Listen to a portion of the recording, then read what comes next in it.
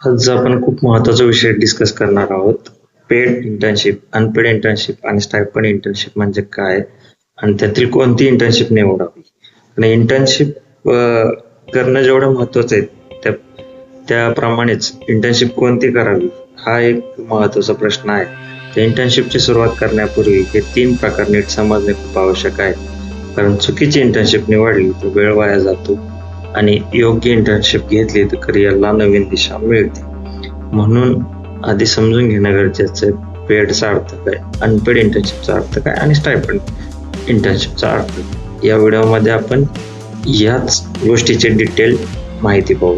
जर तुम्हाला या 3 गोष्टीची माहिती जाणून घ्यायची असेल तर व्हिडिओ नक्की पूर्णपणे पहा. चॅनलला सबस्क्राईब करा, कारण की करिअर रिलेटेड चांगले व्हिडिओ मी या चॅनलवर अपलोड करत आहे. सो चालू करूया आजचा व्हिडिओ. इंटर्नशिप म्हणजे विद्यार्थ्यांना, फ्रेशर्सना उद्योगात काम करण्याची मिळणारी पहिली संधी.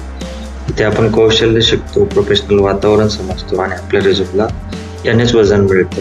म्हणून इंटर्नशिप म्हणजे तुम्ही जे वर्क फ्युचरमध्ये करणार त्या रिलेटेड सुरुवातीला 1 ते 2 महिने किंवा काही आठवडे किंवा 5-6 महिने जे तुमचा पिरियड असेल इंटर्नशिपचा, त्या पिरियडमध्ये तुम्ही इंडस्ट्रियल एक्सपिरियन्स घेऊन आपल्या करिअरची सुरुवात करू शकता. हा इंटर्नशिप काय हे समजल्यानंतर आपण त्याच्या 3 टाईपकडे वळू, जे की पेड, अनपेड आणि स्टायपेंड अशा.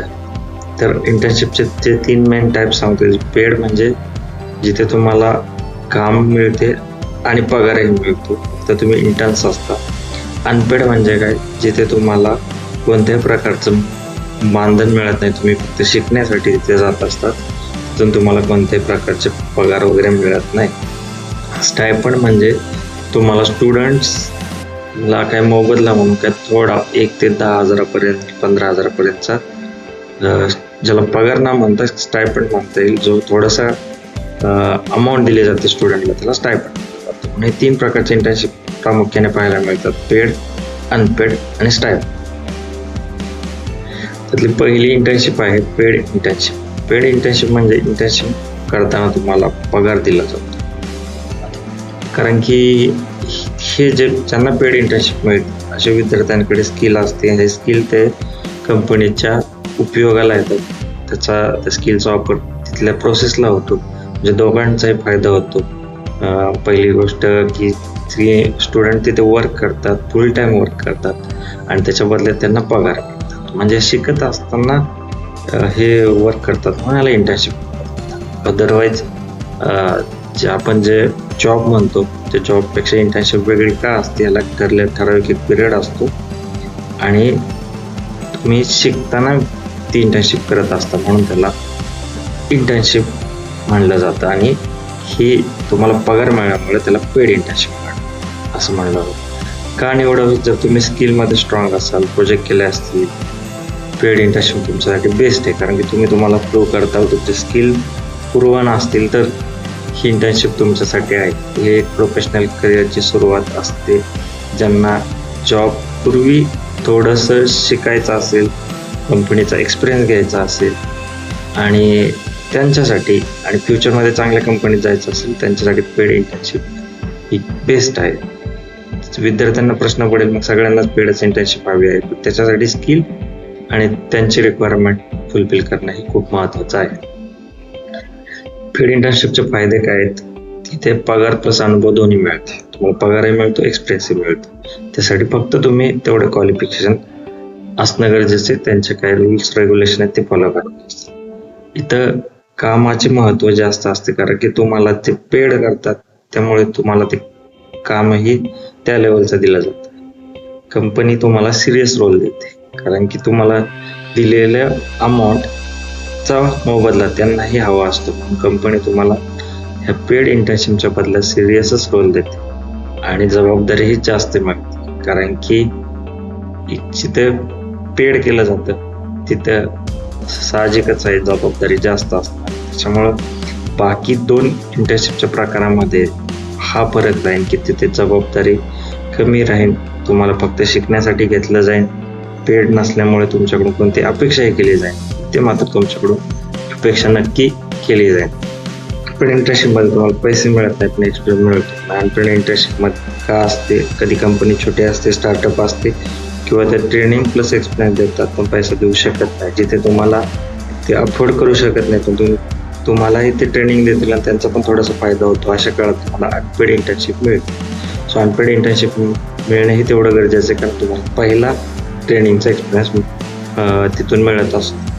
सो पैसे मिळत नाही हे लक्षात घ्या, गोष्टी घ्या, एक्सपिरियन्स मिळतो हा एक महत्त्वाचा टॉपिक आहे. अनपेडचे फायदे काय?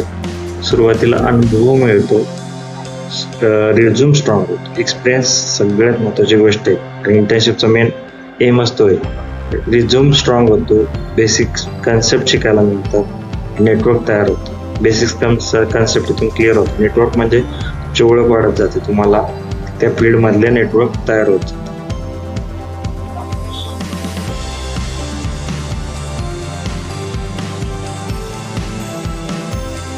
अनपेड इंटर्नशिप केव्हा कोणासाठी योग्य? जे खूपच बिगिनर्स आहेत, ॲब्सोल्यूट बिगिनर्स आहेत, त्यांच्यासाठी ती गरजेची. ब्रांच बदल करण्यासाठी इंटरेस्टेड असतील तर त्यांनी पण सुरुवातीला जे मिळते ते इंटर्नशिप घ्या.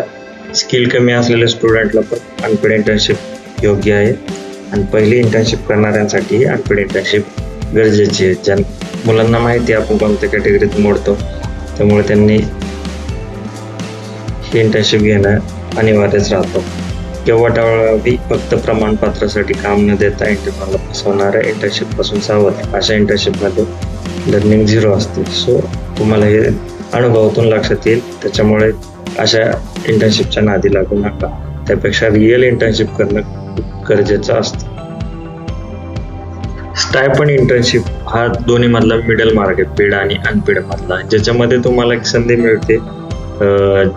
तुम्हाला पूर्ण पगारात टाईप पेड मिळत नाहीये किंवा अनपेड पण नसतं, तुम्हाला मिडल मार्ग मिळतं. म्हणून स्टायपंड इंटर्नशिप म्हणजे पेड इंटर्नशिप सारखीच, पण पगार थोडा कमी असतो. कंपनी थोडीशी फायनान्शियल हेल्प देते, उदाहरणार्थ 1,000 ते 15,000 ॲज पर जेवढे कंपनी तुम्हाला ते अफोर्ड करू शकते, किंवा तुमचे रोल पाहता त्या पद्धतीने तिथं काम दिलं जातं आणि तेवढ्याच तासासाठी तुम्हाला स्टायपंड मिळतं. स्टायपंड इंटर्नशिप पेड इंटर्नशिपचाच एक प्रकार आहे, पण पेडमध्ये 2 प्रकार येतात. जिथे तुम्हाला पेमेंट खूप जास्त असेल तर त्याला पेड म्हणलं जाईल, स्टायपंड त्याच्यापेक्षा कमी.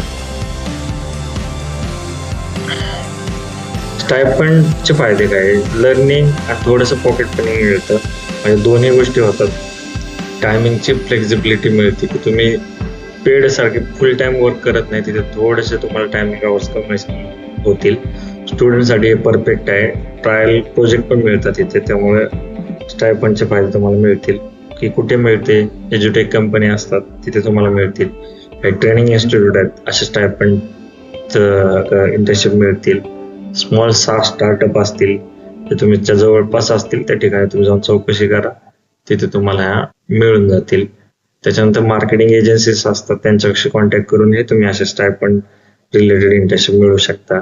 का चांगली? हे इंटर्नशिप एक्सपिरियन्स देतं आणि मोटिवेशन पण देतं, कारण ह्याच्यातून तुम्हाला पैसा पण मिळत जातो आणि एक्सपिरियन्स पण मिळत जातो. सो इंटर्नशिप खूप फायदेशीर ठरते. सो ह्या इंटर्नशिपचा हे तुम्ही विचार करू शकता.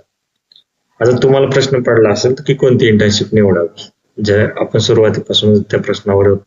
तर तुम्ही बिगिनर असाल स्टायपंड किंवा अनपेड इंटर्नशिप चालेल. काही तुम्हाला पेमेंट मिळालं नाही तर इंटर्नशिप मिळते, एक्सपिरियन्स मिळतोय या दृष्टीने विचार करा. उद्दिष्ट काय? बेसिक शिकणं आणि रिझ्यूम स्ट्रॉंग करणे. त्याच्यामुळं पेड अनपेड स्टायपंड याच्यापेक्षाही खूप महत्वाचं आहे.